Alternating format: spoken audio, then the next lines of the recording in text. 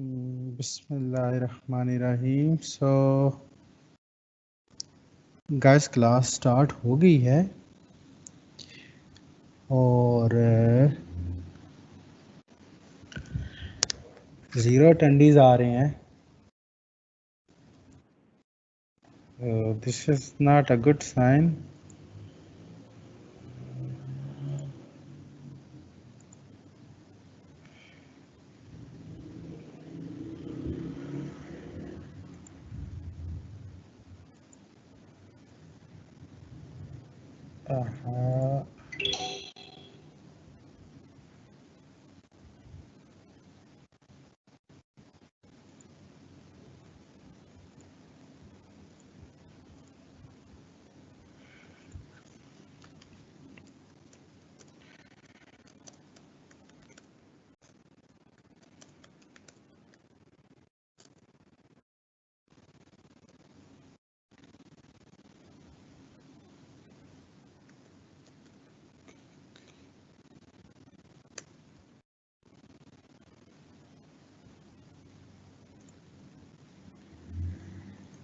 Okay,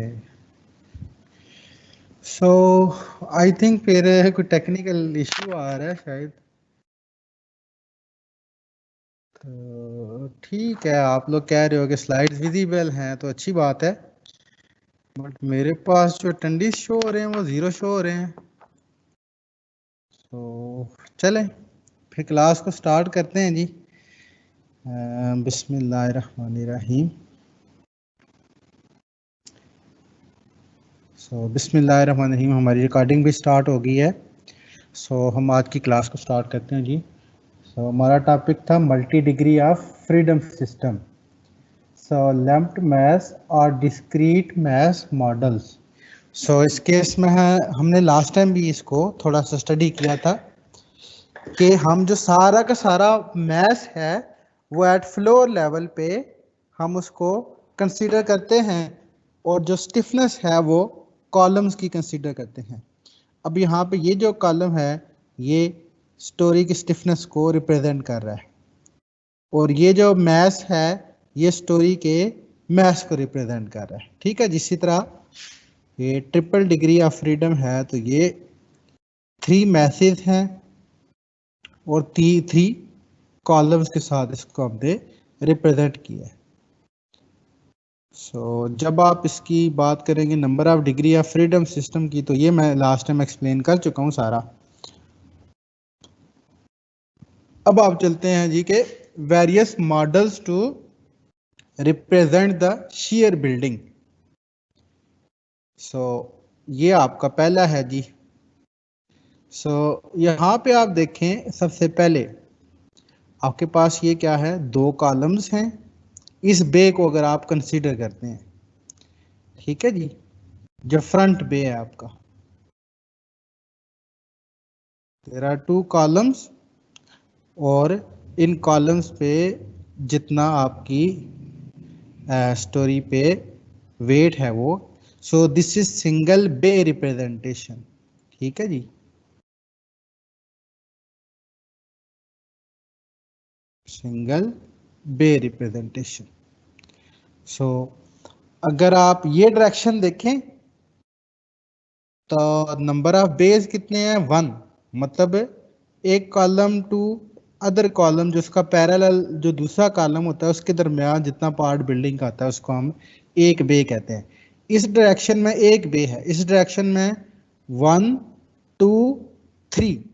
इस direction में आपके 3 बेज हैं, नंबर 1, नंबर 2, नंबर 3। जहां पे ये मेरा हैंड शो हो रहा है ना, this is number 1 bay, second bay, third bay. इसी तरह this is first storey, second storey, third story.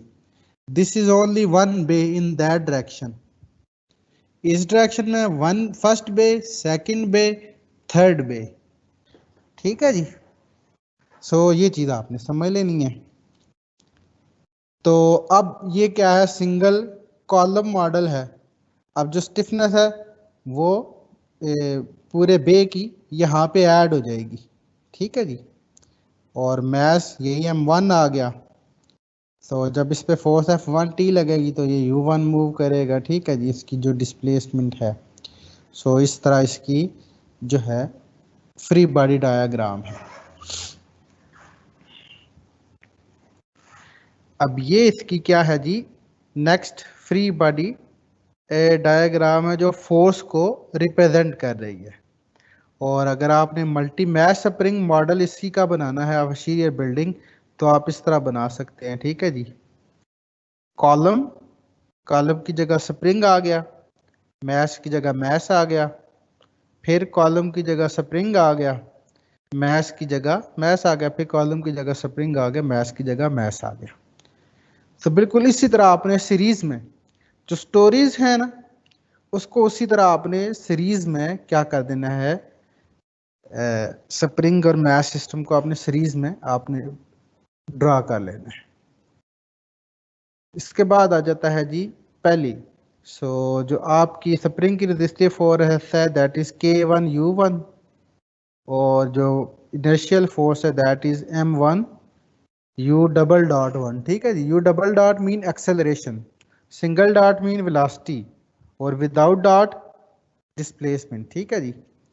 तो ये F1T जो फर्स्ट स्टोरी की जो फोर्स अप्लाई हो रही है। इसी तरह ऊपर चले तो K2 × U2 - 1, ठीक है जी। और अगर जो ऊपर है जो, अब ये स्टोरीज आपस में कनेक्टेड हैं, तो इनकी जो मूवमेंट है वो एक दूसरे के रेस्पेक्टिव होती है। सो इस चीज़ को हम फर्दर डिस्कस कर लेते हैं। सबसे पहले हम डिस्कस करते हैं shear बिल्डिंग क्या होती है। A structure in which there is no rotation of horizontal section at the level of floors। अब आप देख सकते हैं ये वाली जो फोर्स है ये बिल्डिंग पे as a shear force apply हो रही है।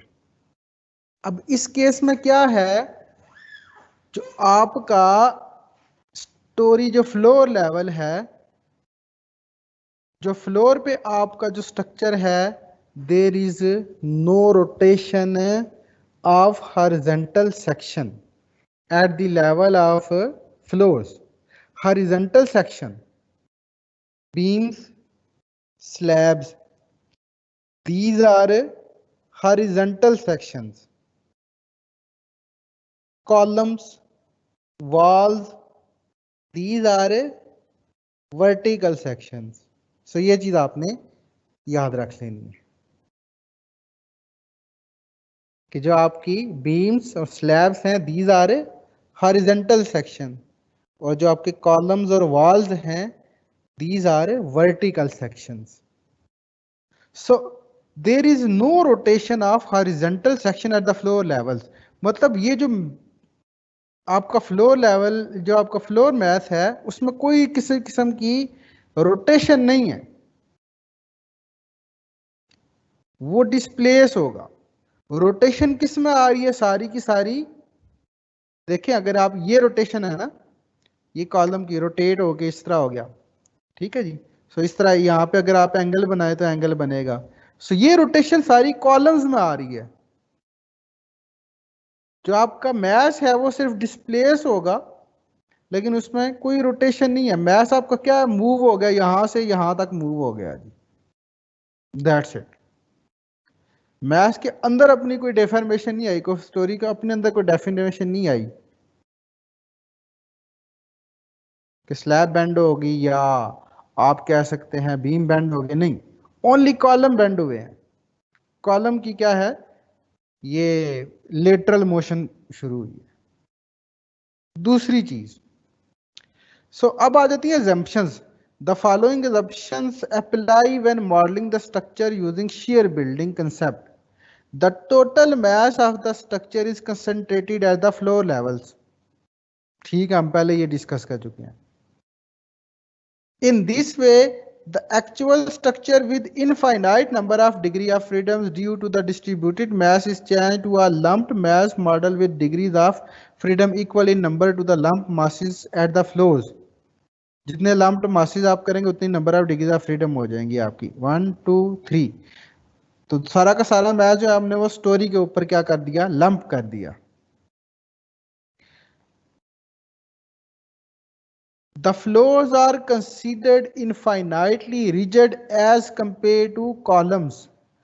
Thus, the joints between the floors and the columns are fixed against rotation. In joints पे कोई rotation नहीं है जो कि आपकी horizontal members में transfer हो रही है floor में,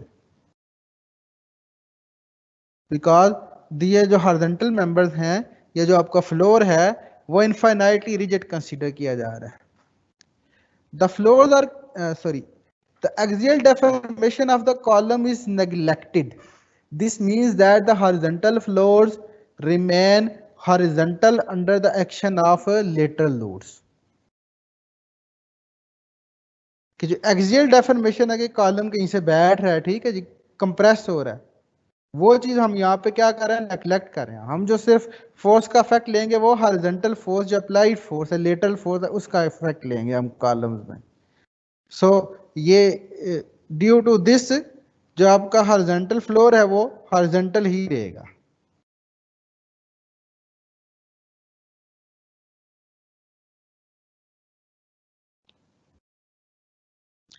Considering horizontal dynamic equilibrium of the free body diagrams, each of three flows gives पहली mu1 double dot plus k1 plus k2 u1 minus k2 u2 minus f1 t equal to 0.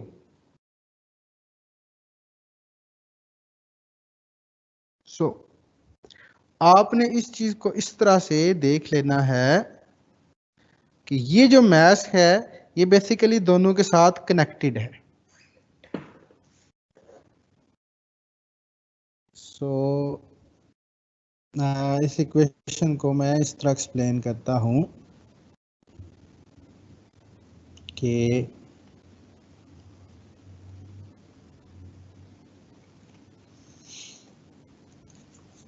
okay, so let me go to my recording. यहाँ पे आपके साथ मैं अपना desktop share करता हूँ. so this is desktop.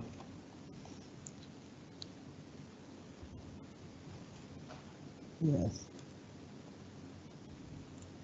अब हम जाते हैं इस तरफ. सबसे पहले आपने देखना है जी कि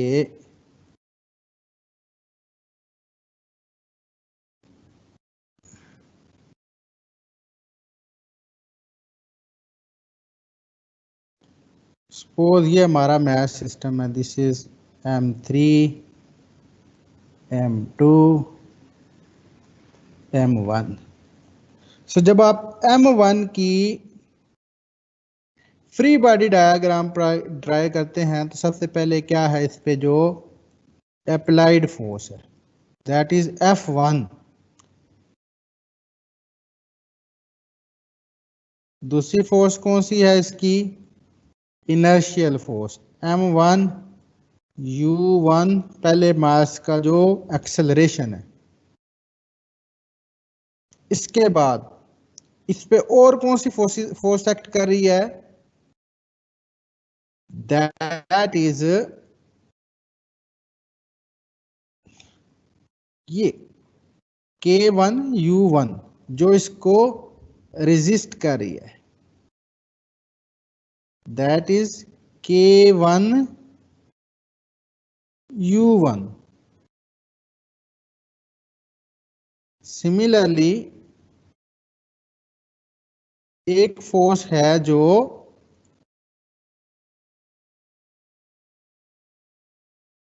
आवाज नहीं आ रही.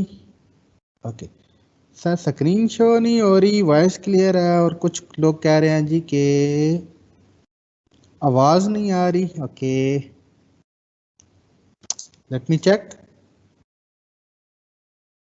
सो my mic is on and screen आपको शो हो रही है प्रॉपरली. सो होप सो कि there is no issue.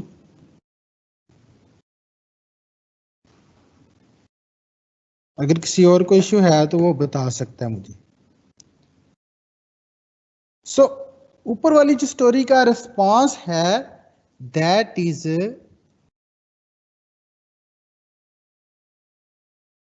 K2 into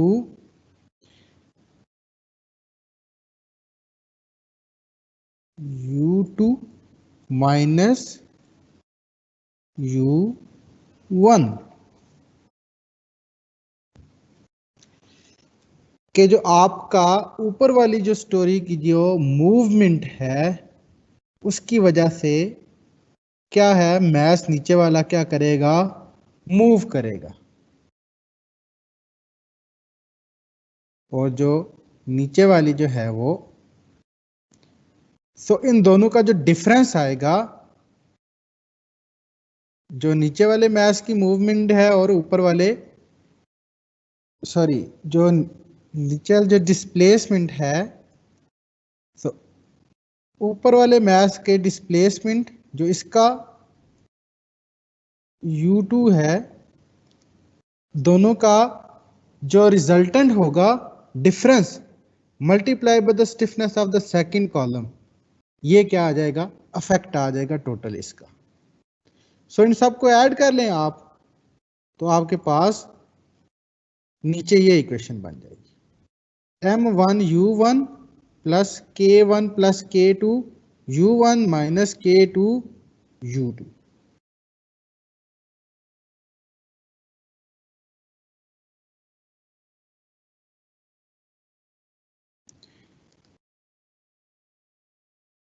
सो आप इसको अगर ऐड कर लें that is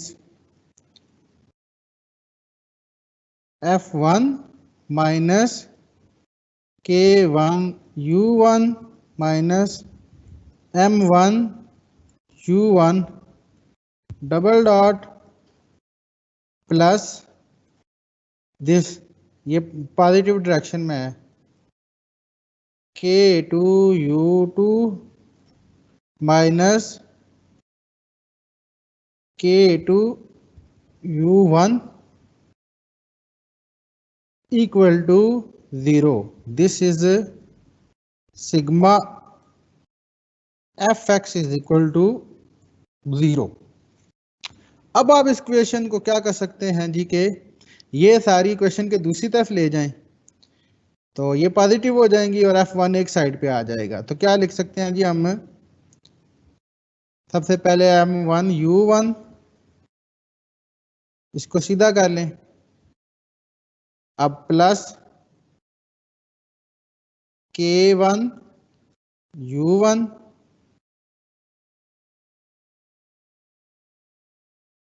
plus K2 U1 minus K2 U2 equal to F1।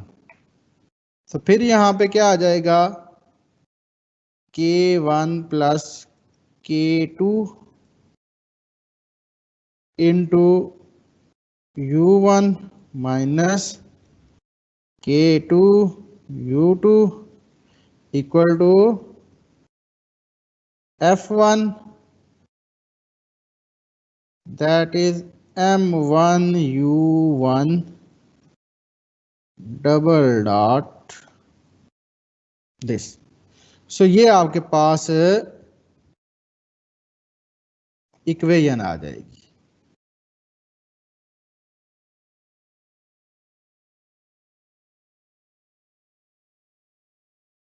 Next आ जाती है सेकंड। सेकंड में देख लें आपके पास ये नीचे वाली जो फोर्स लग रही है मैथ पे वो इसमें रिवर्स हो जाएगी, ये वाली K2 into U2 minus U1, ये वाली फोर्स लग रही है इनर्शियल फोर्स, ये अप्लाइड फोर्स, और ये ऊपर वाली स्ट्रक्चर के इफेक्ट ये कि U3 माइनस U2 इस डायरेक्शन में आपकी लग जाएगी। सो आप इसको सबको सम करें,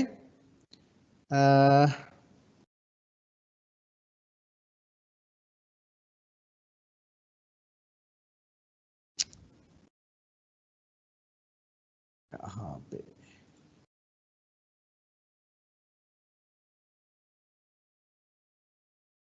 सॉरी, ऐड शेप्स में कर लेते हैं हम।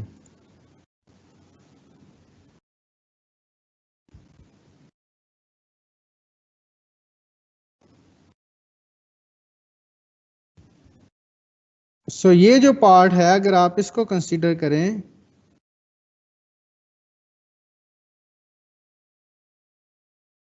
इस पार्ट को अगर आप कंसीडर करें, ये जो मैंने सर्कल किया है अभी, आपके पास क्या इक्वेशन बनती है?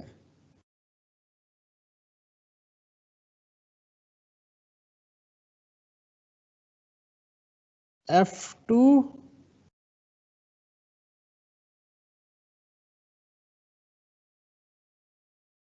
Minus M2U2 double dot minus, अब इसकी बात, ये नेगेटिव डायरेक्शन में है, माइनस K2U2 प्लस K2U1। ठीक है जी, K2U1 हो जाएगा। और इसी तरह आप इसको कर लें, ऊपर वाले को ऐड कर लें, ये पॉजिटिव डायरेक्शन में, इस डायरेक्शन में है तो K3U3 पॉजिटिव आ जाएगा, K3U3 माइनस, ये माइनस इसकी वजह से ये नेगेटिव, K3U2 आ जाएगा इक्वल टू 0। अब इसी तरह F2 इक्वल टू क्या हो जाएगा, बाकी सारे इस तरफ चले जाएंगे, M2U2 प्लस, अब K2 common, sorry U2 common ले लें आप, इसमें U1 सॉरी कॉमन लेंगे, फिर U2 फिर U3, तो क्या आ जाएगा, माइनस K2U1, ये इधर जाके क्या आ जाएगा, इक्वेशन के दूसरी तरफ माइनस हो जाएगा, बाकी इक्वेशन के दूसरी तरफ जाके क्या होंगे, प्लस हो जाएंगे। अब U1 के साथ एक है, U2 के साथ देख लें जी, एक ये है, ये इस तरफ जाके पॉजिटिव हो जाएगा, K2 प्लस K3U2। अब U3 वाली बात कर लें, ये इधर जाके माइनस हो जाएगा, माइनस K3U3। अब आपके पास दो इक्वेशंस आ गई, तीसरी इक्वेशन भी सिमिलर इसी तरह से आएगी, ये एक इक्वेशन ये आ गई आपके पास, ठीक है जी, दूसरी इक्वेशन ये आ गई आपके पास, और तीसरी इक्वेशन आपकी ये आ गई।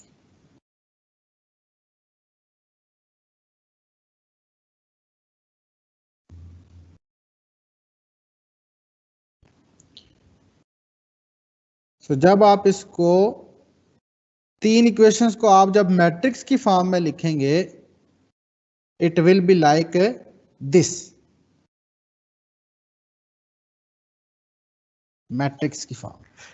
सो इसको आपने जनरल इस तरह से भी याद रख लेना है कि math is always a diagonal matrix, math matrix is always a diagonal matrix, कि डायगोनल के एलिमेंट में M1 M2 M3 and so on, इस तरह से होगा, बिकॉज हर एक इक्वेशन में मैथ एक दफा आ रहा है और एक ही चीज के साथ मल्टीप्लाई हो रहा है, that is acceleration 1 acceleration 2 acceleration, ठीक है जी, 3, इसी तरह। सो इसके बाद आ जाता है के मैट्रिक्स, यहां पे सबसे पहले U1 के साथ वाला आइटम आएगा,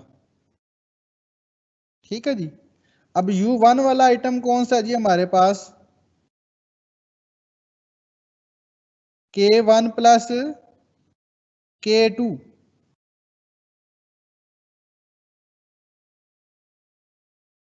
K1 प्लस K2, कौन सा U1 वाला आइटम कौन सा है? K1 plus K2। Second position पे K2 वाला आइटम आएगा, सॉरी U2 वाला आइटम आएगा। U2 वाला स्टिफनेस क्या है? -K2। तीसरे पे U3 वाला आएगा। U3 इस इक्वेशन में है ही नहीं है, तो क्या हो जाएगा? ये 0 हो जाएगा। अब यहां पे आ जाए सेकंड आपके जो रो है, यहां पे U1 वाला आइटम आ जाएगा। U1 के साथ क्या है जी? -K2, तो यहां पे -K2 आ जाएगा। इधर U2 वाला जो है आपकी स्टिफनेस आ जाएगी। तो U2 के साथ जो मल्टीप्लाई हो रहा है, क्या हो रहा है? K2 प्लस K3, तो यहाँ पे K2 प्लस K3 आ जाएगा। यहाँ पे देखें U3 के साथ क्या है? -K3, तो U3 वाली पोजीशन पे क्या आ जाएगा? तीसरी पोजीशन पे K3 -K3 आ जाएगा। इसी तरह इधर देखें तीसरी इक्वेशन कहाँ? ये है। यहां पे आप देखें U1 नहीं है इस इक्वेशन में, तो इस पार्ट पे क्या 0 हो जाएगा। U2 into K3 -K2 K3 U2 आ जाएगा। तो U2 के साथ क्या आ जाएगा? -K3, इस पोजीशन पे -K3 आ जाएगा। अब आप देखें U3 के साथ क्या आ जाएगा? K3, तो तीसरी पोजीशन पे K3 आ जाएगा।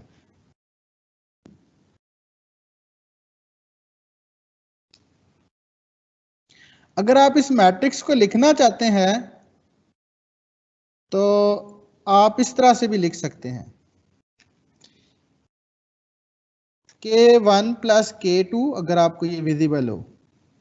आपने याद रख लेना कि इधर भी K2 माइनस में आ जाएगा। सो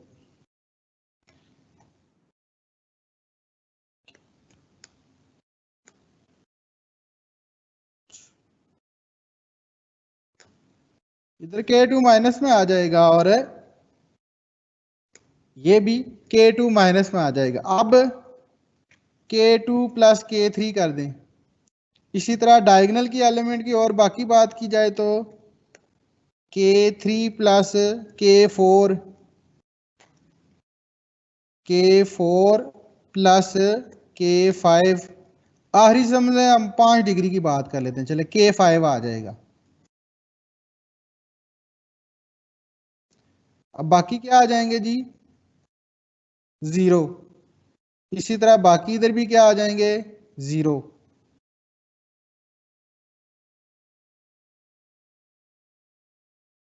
अब यहां पे क्या आ जाएगा? माइनस के सॉरी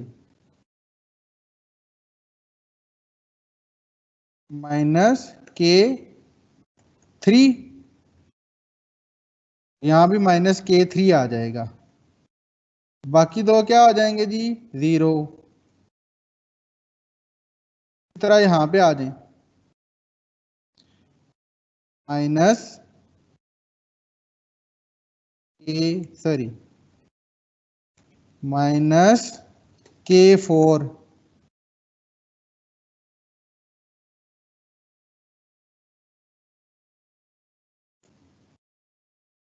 ऊपर भी क्या हो जाएगा? -K4, बाकी 0। अगला जो मैट्रिक्स आ जाएगा that is minus sorry -K5, यहां भी क्या आ जाएगा? -K5।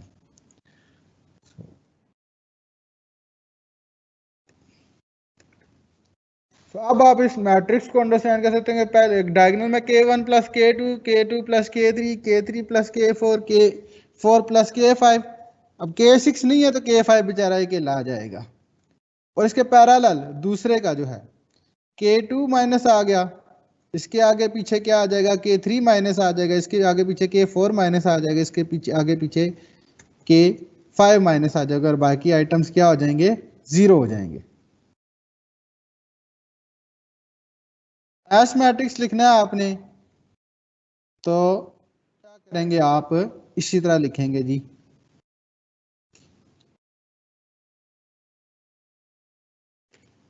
M1, M2, M3, M4, M5।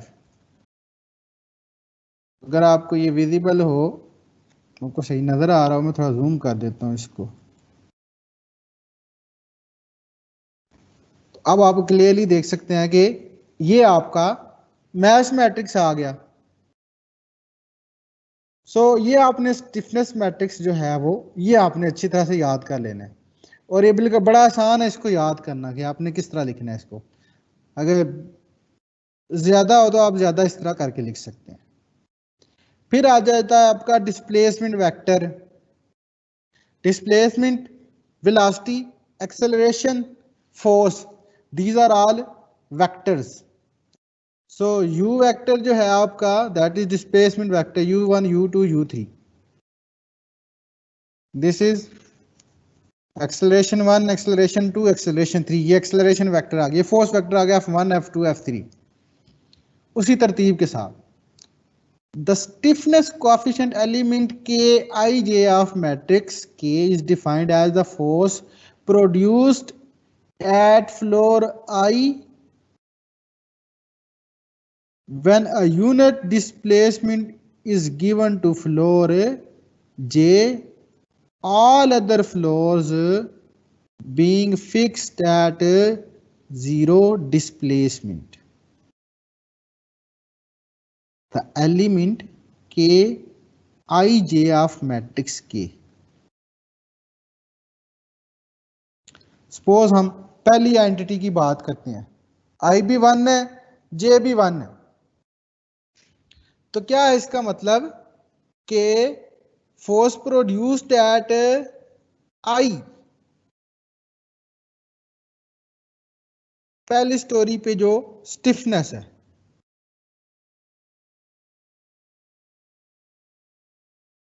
That is इस मैच के साथ K1 भी है और K2 भी है दोनों। When the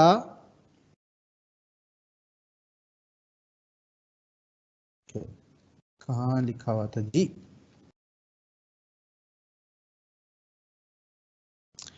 when a unit displacement is given to floor J, all other floors being fixed at zero displacement.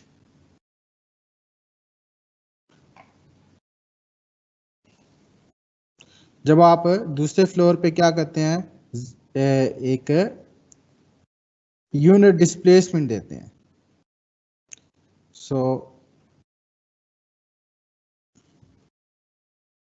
अब इस फ्लोर पे ये बेसिकली मल्टीप्लाई होता है U1 के साथ, ये पार्ट मल्टीप्लाई होता है U2 के साथ, ठीक है जी। सेकंड अब यहां पे क्या है, I भी 1 है, J भी 1 है, तो this is stiffness of first story. जो फर्स्ट जो मैस है उसके साथ जो स्टिफनेस आ रही है, ये कॉलम भी अटैच है और ये दो स्प्रिंग अटैच हैं। इस मैस के साथ कितने स्प्रिंग है, K1 प्लस K2, दोनों स्प्रिंग अटैच हैं, K1 प्लस K2। और इसको जो आई हमने J भी 1 है, तो पहली स्टोरी पे जो आपकी मूवमेंट है, पहले मैस की जो मूवमेंट है दैट इज U1। तो ये U1 की पोजीशन पे आपकी ये आ जाएगी स्टिफनेस। अब यहां पे देखें इसका क्या है, I 1 है, J क्या है, 2 है इसका। मतलब पहली स्टोरी की जो स्टिफनेस है जब उसको दूसरे मैस के ऊपर आपका डिस्प्लेसमेंट आता है। अब अगर डिस्प्लेसमेंट इस M2 के साथ आता है, U2 की बात करें तो M2 किसके साथ अटैच है, K2 और K3 के साथ। तो दोनों में कॉमन क्या चीज आ जाती है, सिर्फ K2 बचता है आपका, जो इफेक्ट डालेगा M1 पे। अब U2 M2 पे अप्लाई हो रहा है, तो इसका जो फैक्टर है, जो मैस 1 की जो स्टिफनेस के साथ जो पार्ट है जो मूव करेगा that is K2।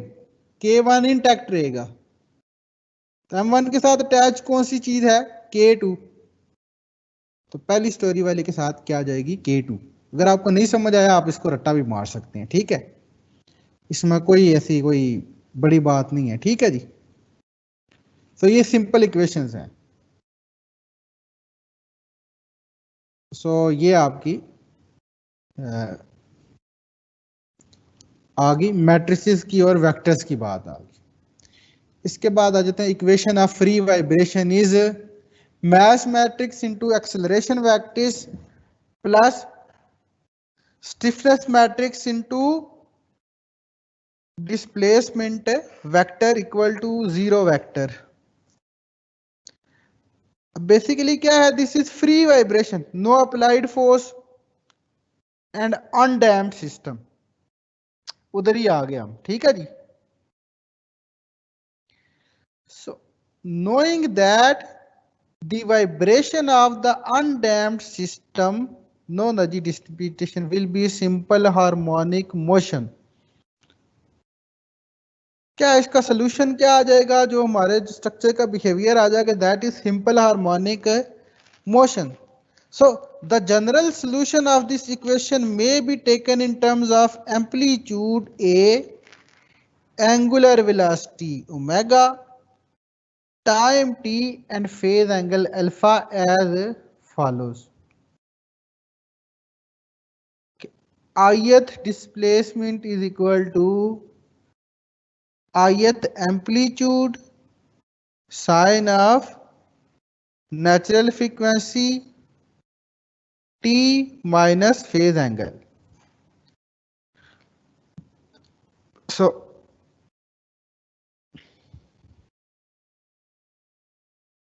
let me explain। देखें,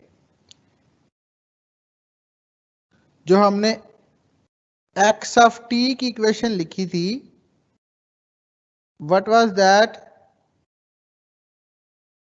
x naught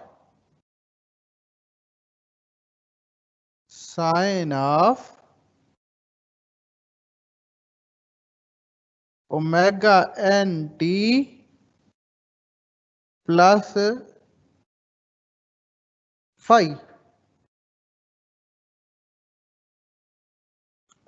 let me recall that।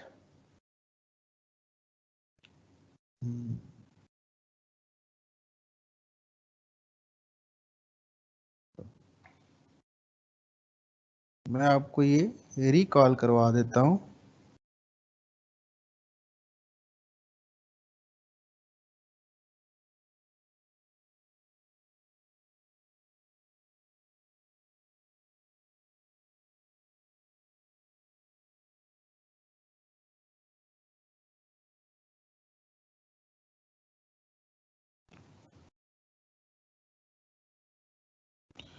सो ये सॉल्यूशन आया था हमारे पास, ठीक है जी।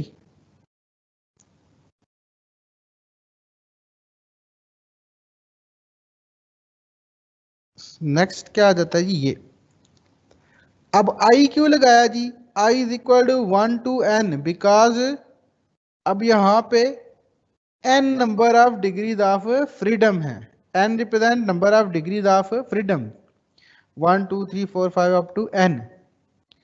सो दैट इज व्हाई आई हमने इंट्रोड्यूस किया कि पहले मोड का जो आपका डिस्प्लेसमेंट है उसकी इक्वेशन क्या बनेगी, पहले मोड का एम्पलीट्यूड, बाकी क्या है sign omega T minus alpha. So in matrix notation equation will becomes a displacement matrix is equal to amplitude displacement vector is equal to amplitude vector multiplied by sine of omega t minus a, where ai is the amplitude of the motion of the ith coordinate and n is the number of degrees of freedom। So considering substituting equation 9 in equation 8, ये equation अगर हम इस equation में put करें तो क्या आता है हमारे पास जी?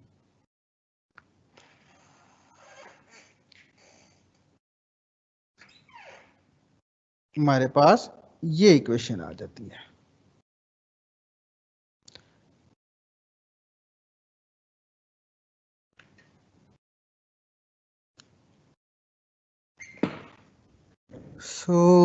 कैसे आता है, यहाँ पे न्यू कर लेते हैं।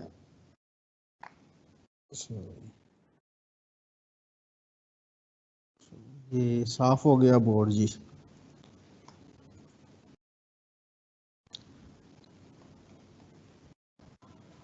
अब आपको पता है ये तो मैं हमारे पास आ गया, एक इक्वेशन आ गई।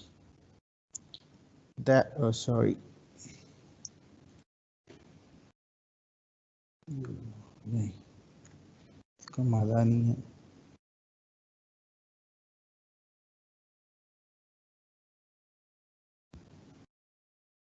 कैसे लिखते थे? नहीं,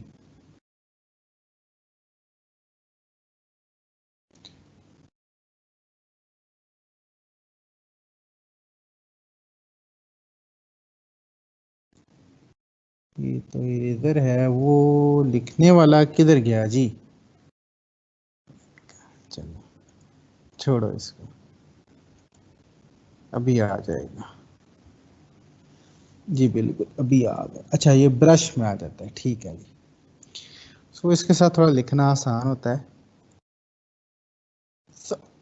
अब आपने देखना है जी के ये मेरे पास आ गया यू मैट्रिक्स, ठीक है जी, sorry, equal to, sorry, a vector sine omega T minus alpha. ये तो डिस्प्लेसमेंट वेक्टर आ गया जो हमने इक्वेशन में पुट करना है। यहां पे यू मैट्रिक्स, यू वेक्टर तो आ गया हमारे पास, क्या रह गया पीछे? U double dot vector, this is acceleration vector. क्या करें जी? सिंपल है, डेरिवेटिव ले लें। पहली डेरिवेटिव लेंगे, वेलोसिटी आ जाएगी। क्या आ जाएगा? ये कांस्टेंट वेक्टर है, W into cos of, sorry, omega T minus alpha. ये डेरिवेटिव आ गया, साइन का डेरिवेटिव कॉज, और अंदर वाले का डेरिवेटिव क्या आ जाएगा? ओमेगा, तो बाहर मल्टीप्लाई हो जाएगा, ठीक है जी।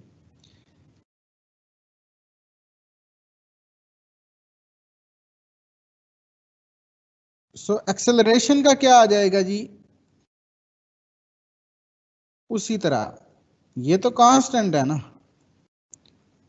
ओमेगा भी कांस्टेंट है, क्या आ जाएगा? माइनस साइन कॉस का डेरिवेटिव दोबारा लेंगे तो omega T minus alpha multiply by omega, एक बार फिर आ जाएगा। तो इसको अगर आप सॉल्व करें तो माइनस ओमेगा स्केयर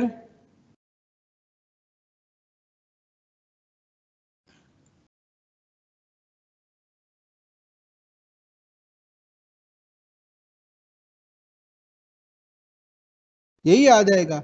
अब ये आपने एक्सेलरेशन की जगह पुट कर देना है, देख लें, minus omega square a sine omega T minus alpha, ये आ गया, मैथ आ गया साथ। इसी तरह मैं वेक्टर मैट्रिक्स हमेशा पहले आएगा और वेक्टर आपके बाद में आएगा, ठीक है, ये आपने देख लेना है, क्योंकि मैट्रिक्स हमेशा वेक्टर के साथ मल्टीप्लाई हो सकता है, वेक्टर कभी भी मैट्रिक्स के साथ मल्टीप्लाई नहीं होता। ये ऑर्डर आपने देख लेना है, ठीक है जी।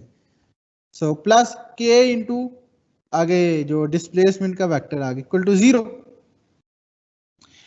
और K matrix minus omega into M is equal to 0, because ये जो sine omega T minus A function है ये तो can not be 0 at all times, ठीक है जी। हर टाइम पे तो ये जीरो हो नहीं सकता,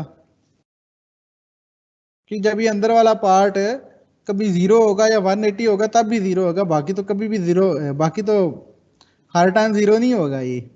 सो ये वाला पार्ट जो इतना इक्वेशन का बच जाता है वो जीरो हो जाएगा। अब देखिए ये पार्ट कॉमन है, इसको इस तरह ले लें तो इक्वेशन के सॉल्व करने के बाद क्या आ जाता है आपके पास, ये चीज आ जाती है, K matrix minus omega square into M matrix is equal to zero. अब इसको आपने सॉल्व कर लेना है, एम मैट्रिक्स इधर चला जाएगा, तो क्या आ जाएगा हमारे पास ultimately omega square vector will be equal to K matrix multiply by mass matrix का इनवर्स।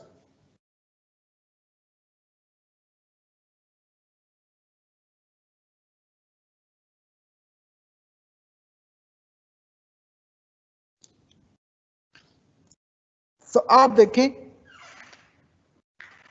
कि सपोज हमारा number of degrees of freedom है 3, तो के मैट्रिक्स का डायमेंशन क्या होगी 3/3, मैथ मैट्रिक्स की डायमेंशन कितनी होंगी जी 3/3, तो 3/3 मल्टीप्लाई बाई इनवर्स ऑफ 3/3 कितनी वैल्यूज जनरेट करेगा हमारे पास, 3/3 का एक आउटपुट मैट्रिक्स जनरेट करेगा।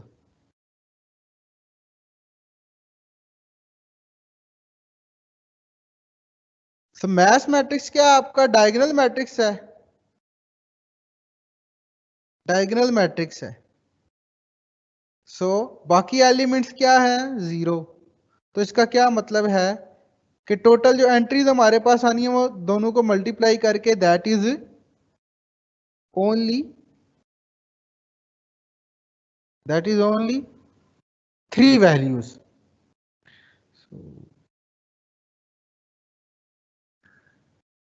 अब ये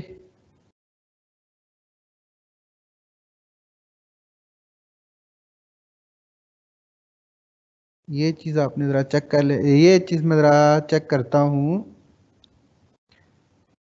इसको ऑर्डर कैसे लेते हैं।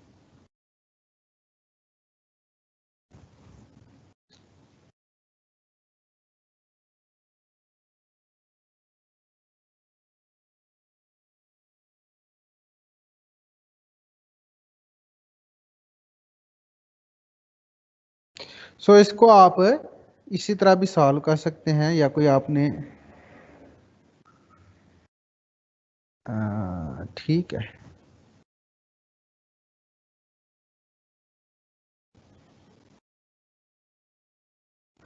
सो ओमेगा स्क्वायर की आपके पास इक्वेशंस बन जाएंगी, ठीक है जी।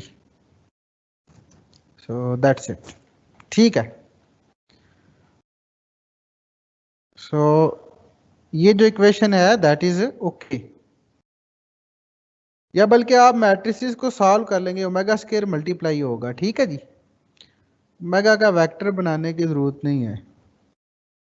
सो ये इक्वेशन हमारे पास फाइनली वही आ गई, omega is equal to under root K over M वाली वही सिचुएशन आ गई, बट अभी क्या है इन मैट्रिक्स फॉर्म आ जाएगी हमारे पास। सो अब आ गया जी eigen values and eigen vectors, ये क्या होते हैं। Let A is equal to A of I j k be a given matrix and consider the vector equation AX is equal to lambda x.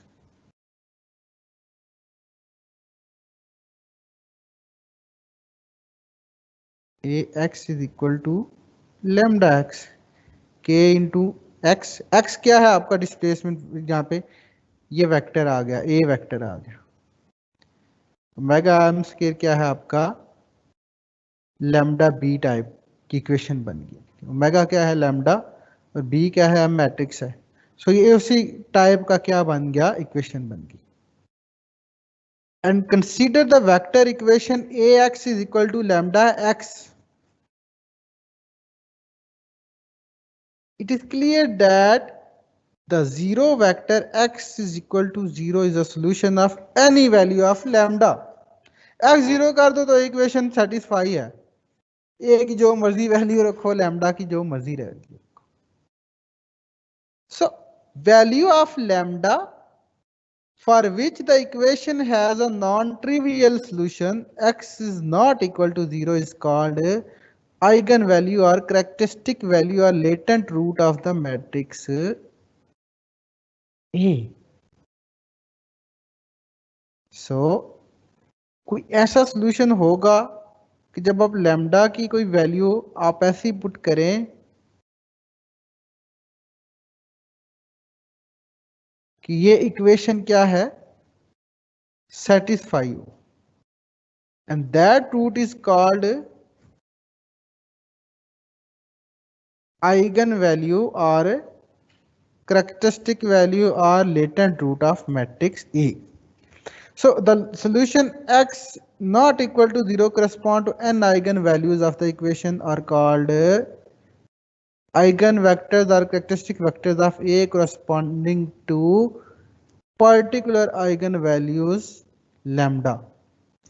So the set of all eigenvalues is called the spectrum of A. So the non-trivial solution of equation x requires that the following determinant must be equal to 0. So इतने part का determinant क्या होना चाहिए, 0 होना चाहिए अगर आपको वो solution चाहिए तो. So when expanded, the above equation results in a polynomial of degree n in terms of omega square, which is known as the characteristic equation of the system. So this equation can be solved to get n real distinct values of omega square, omega 1 square, omega 2 square up to omega n square, where n is a number of degrees of freedom. So the positive square roots of which are called the angular natural frequency. So इनका जो positive square root है that is called angular natural frequency.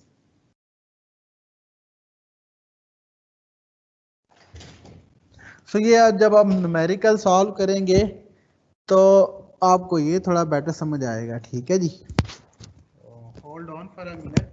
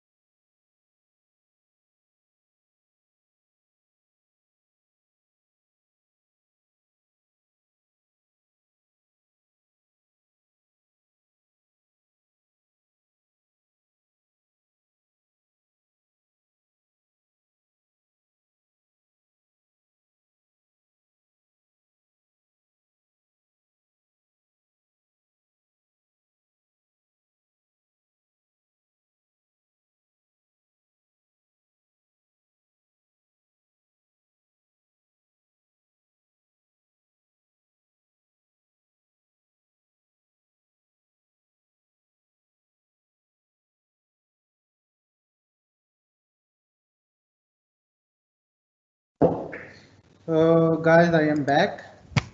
So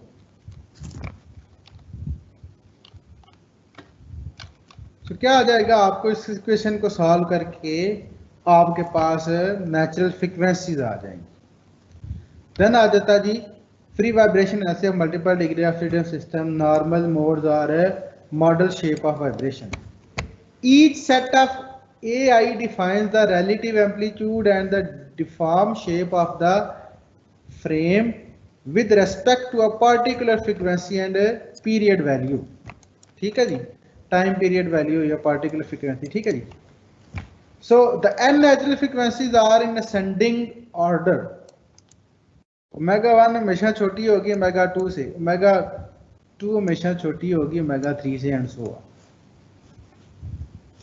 So with omega 1 being the fundamental natural frequency.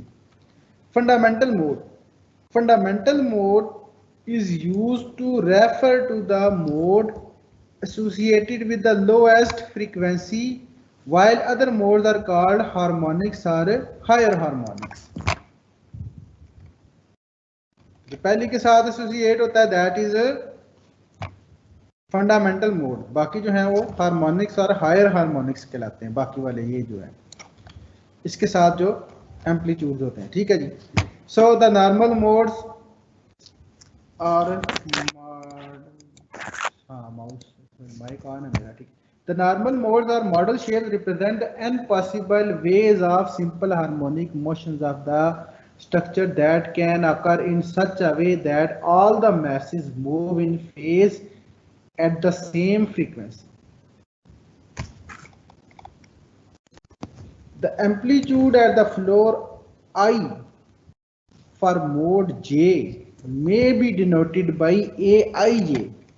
For example, A21 denotes the relative amplitude of the second story when the structure vibrates freely at the fundamental natural frequency according to the first dash fundamental mode.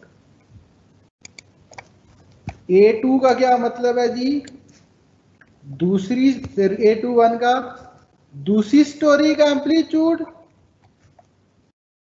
पहली frequency के against. A12 का क्या मतलब है, पहली story का amplitude दूसरी story के दूसरी फ्रीक्वेंसी के अगेंस्ट।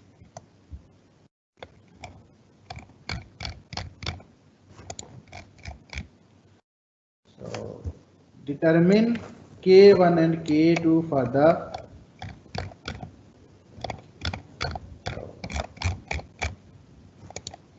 जो न्यूमेरिकल है, आई थिंक ये थोड़ा सा सॉल्यूशन ही आ गया डायरेक्ट, इसका स्टेटमेंट नहीं आई।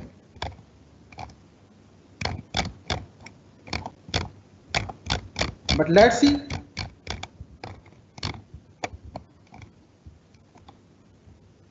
हम इसको जरा सॉल्व करते हैं जी।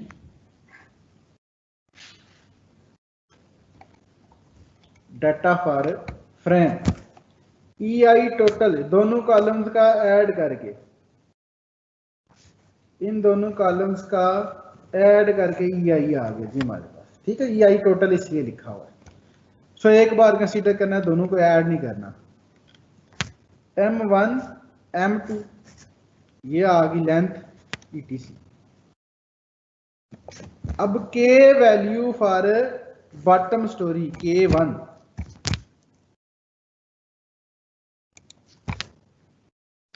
तो अगर आपने K1 फाइंड करना है that will be equal to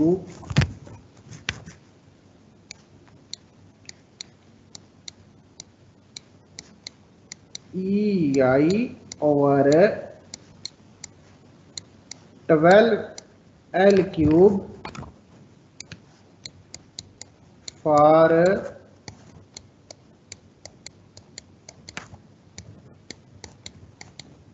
both and fix.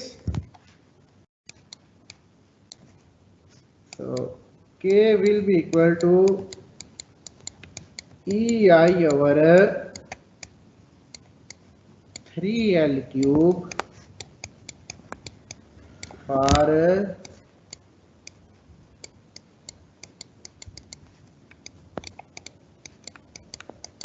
This scenario और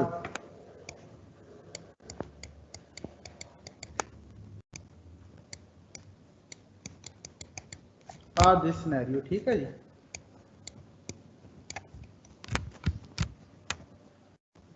और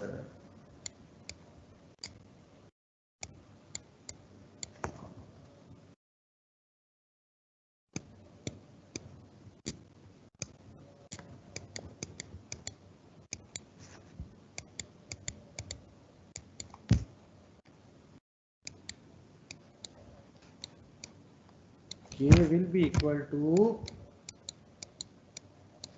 EI over L2। सो हमारे पास सिनेरियो क्या है,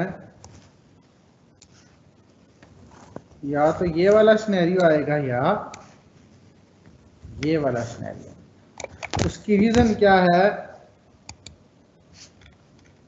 कि जो ये पार्ट है ये आपका जो मैथ वाला पार्ट है इसको हम इनफाइनाइटली रिजिड लेते हैं, तो कॉलम क्या हो जाएगा, फिक्स सपोर्ट ऊपर से हो जाएगा, ठीक है जी। तो उसको इस तरह से कंसीडर करना है। सो के value for bottom storey equal to, oh sorry मैंने उलट लिख दिया है, दैट इज 12, ठीक है जी, सॉरी दैट इज 3। हाँ बिल्कुल, ये इस तरह सीधा बनता है, ठीक है जी, क्योंकि इस तरह तो ये इसके लिए स्टिफनेस ज्यादा हो जाती, इसके लिए स्टिफनेस कम हो जाती, सॉरी ये आपने देख लेना। तो 3 इंटू टोटल स्टिफनेस, अगर एक एक की दी होती तो दोनों को ऐड कर लेते सिंपल, ठीक है जी, तो बड़ी बात नहीं है। इस डिवाइडेड बाई एल क्यूब, जितनी लेंथ है centre to centre 4.5 3.75। So K1 K2 की वैल्यूज आ गई आपके पास।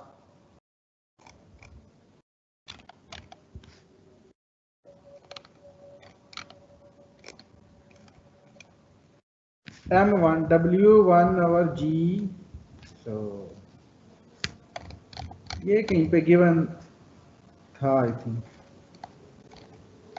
न्यूमेरिकल की स्टेटमेंट है,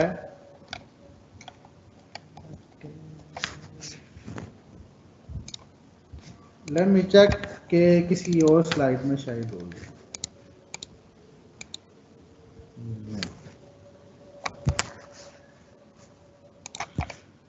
ओके, सो M1 और M2 की वैल्यूज भी गिवन, W1 और W2 गिवन है जी, तो M1 और M2 निकाला जा सकता है। सो K1 K2 नोन है आपका, K मैट्रिक्स आ गया, K1 प्लस K2, फिर K2 K3 नहीं है तो K2 ही आ जाएगा, माइनस K2 और माइनस K2 आ जाएगा जी आपका। K मैट्रिक्स आ गया, मैथ मैट्रिक्स आ गया जी आपका। इस तरह से इस इक्वेशन इसका डिटर्मिनेंट ले लें जी, पहले इसको मल्टीप्लाई कर लें तो ये आ जाएगा ओमेगा स्केयर की क्या आ जाएंगी जी, एक इक्वेशन ये आ जाएगी। तो इसको सॉल्व कर लें जी, ओमेगा स्केयर की ओमेगा 1 स्केयर ये आ जाएगा, ओमेगा 2 स्केयर ये आ जाएगा आपके पास, और पॉजिटिव रूट लेना है आपने। 11.82 रेडियन पर सेकंड आपकी पहली एंगुलर फ्रीक्वेंसी आ गई, और दूसरी 32.94 जो आपकी दूसरी एंगुलर फ्रीक्वेंसी आ गई। तो F1 जो है आपका ये आ गया, जो फ्रीक्वेंसी है एक्चुअल फ्रीक्वेंसी क्या होती है, मेगा ओवर 2 पाई। पहला टाइम पीरियड 0.532 सेकंड और दूसरा 1.191 सेकंड आ गया। सो बिल्डिंग के दो टाइम पीरियड, दो फ्रीक्वेंसीज आपके पास आ गई। अब आपने ये वाली इक्वेशन सॉल्व कर लेनी है।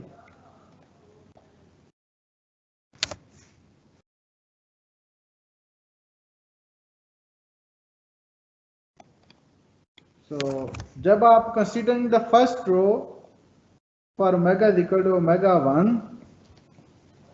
we get A11, A21, so A11 is equal to this, so then A2 is equal to this. so इस केस में पता क्या, एक इक्वेशन आ जाएगी आपके पास, वेरिएबल कितने हैं जी, जो अननोन्स हैं वो 2 हैं। तो इसका सॉल्यूशन क्या होता है, ये हमेशा आपने क्या करना है, A11 को आपने 1 पुट करना है। आप देख सकते हैं कि A21 जो है वो 1.26 आ जाता है, बिकॉज इक्वेशन एक है और अननोन इसमें क्या है, 2 है। सो इस केस में क्या है कि हमें आइगन वैल्यूज हमें क्या चाहिए, इसकी निकालनी है। सो आइगन वेक्टर हमें क्या, अभी हमने नहीं निकाले, तो हमें क्या है, पहली स्टोरी का 1 एज्यूम करके आपने क्या करना है, दूसरी स्टोरी का पहली नेट के साथ क्या करना है, आपने निकाल देना है जो एम्पलीट्यूड है। इसका मतलब पता क्या है, सिंपल मतलब ये है कि A21 इक्वल टू 1.262 A11।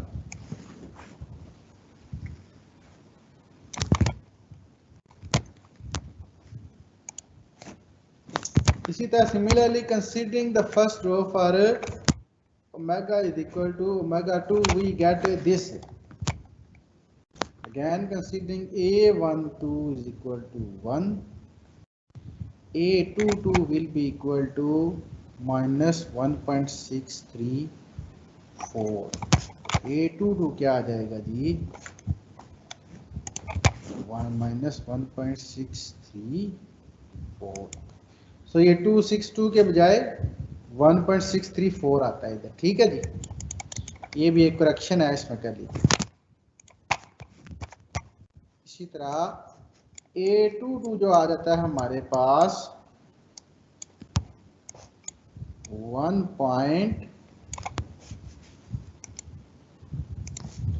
तो ये न्यूमेरिकल इंशाल्लाह मैं आपको अलग से भी इंशाल्लाह पूरा सॉल्व करके समझाऊंगा।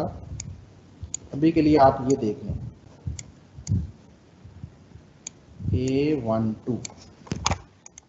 A12 आएगा ना जी, बिल्कुल A12 आएगा। So this is 1, this is 2, minus में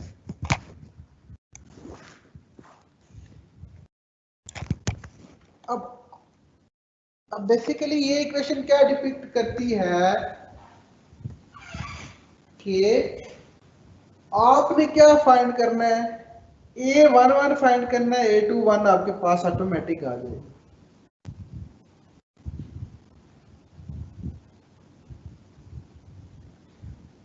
A11 अगर आपके पास आ गया, A31 भी आ जाएगा, A41 भी आ जाएगा, A51 भी आ जाएगा, वो सब इन टर्म्स ऑफ A11 होंगे।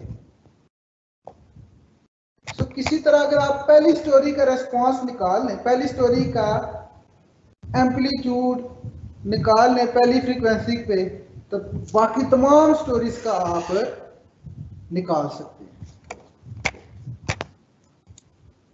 तो ये चीज आपको फर्दर जो है वो आपको मैं ट्रिपल डिग्रीज ऑफ फ्रीडम का एक क्वेश्चन सॉल्व कराऊंगा बोर्ड पे, वहां आपको थोड़ी सी इसकी ज्यादा समझ आएगी। यहां पे देखें आप कि जो पहला मोड है उसमें जो बिहेवियर है स्ट्रक्चर का, जो फर्स्ट स्टोरी का एम्पलीट्यूड है वो ये आ रहा है और सेकंड स्टोरी का एम्पलीट्यूड ये आ रहा है।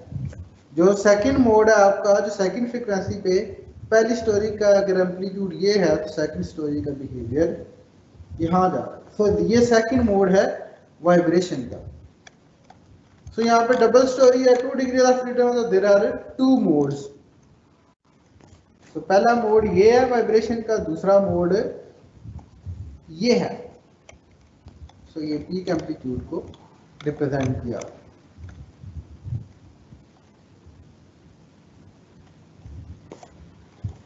तो बाकी ये चले, ये चंद चीजें शायद एग्जांपल्स हैं, free body diagram, Lausanne message.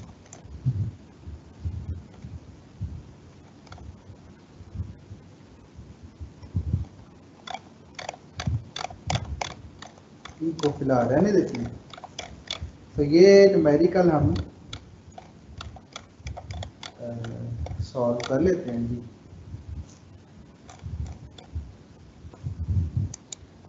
Board पे इंशाल्लाह।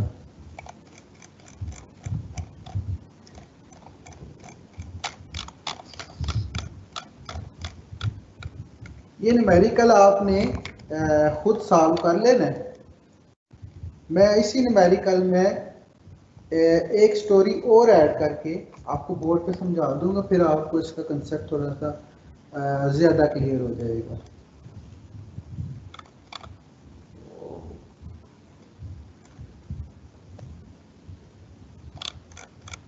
ये हमारा टॉपिक है, कवर हो जाता है यहाँ पे। तो इसकी डिटेल इस लेक्चर में भी गिवन है, तो इसको मैं पढ़ नहीं सका, इसमें भी है। लेट मी सी के यहाँ पे कोई हमें एग्जांपल मिल जाए इसकी। हाँ, एग्जांपल नंबर 1 आगे। We are interested in the response in the direction of the numeric reference axis. The latest stiffness of each one of the story is the same and can be defined as K. The mass of the 2 lower stories is twice that of the roof. The roof mass is defined as M. Okay. So ये आ गया जी, बिल्कुल ठीक है।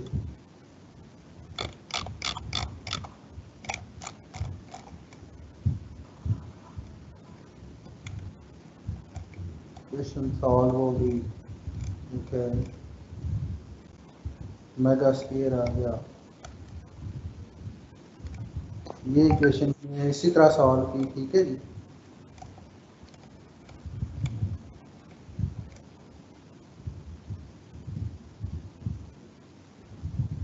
सो ये देखें, 5/2/1 और 5/3/1। सो ये उन्होंने इक्वेशन बता दी थी सर।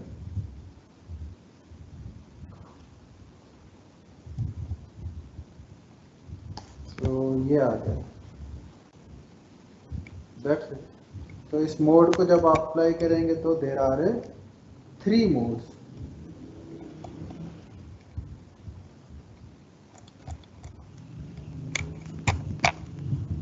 यहाँ पे आप चेक कर सकते हैं कि पहली स्टोरी का मोड जो उसने भी जो लिया सारा वो 1 लिया, बिकॉज आपको पहली स्टोरी का रेस्पॉन्स जो है एम्पलीट्यूड वो आपको फाइंड करना ही करना है।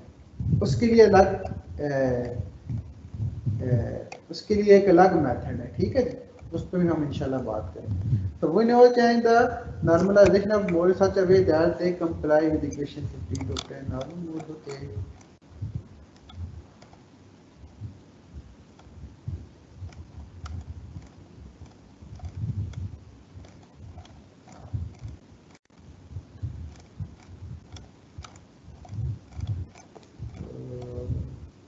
ये एक सोल्यूशन है इसका जो फाइंड कर रहे हैं।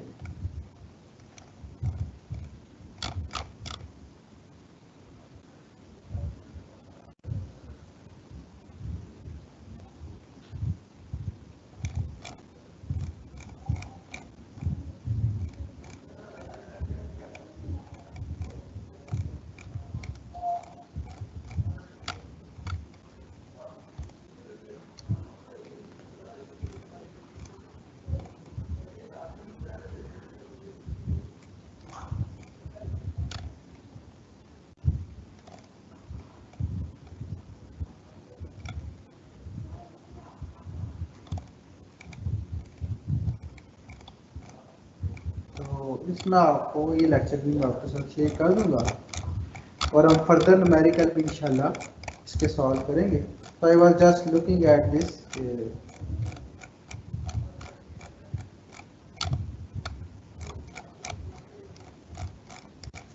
या these are very helpful notes post vibration की हैं।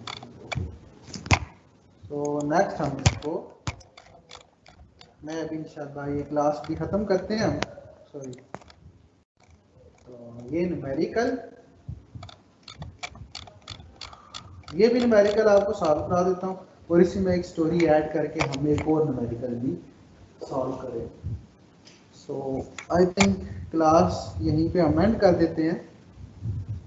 तो जो बाकी जो क्लास है वो आपकी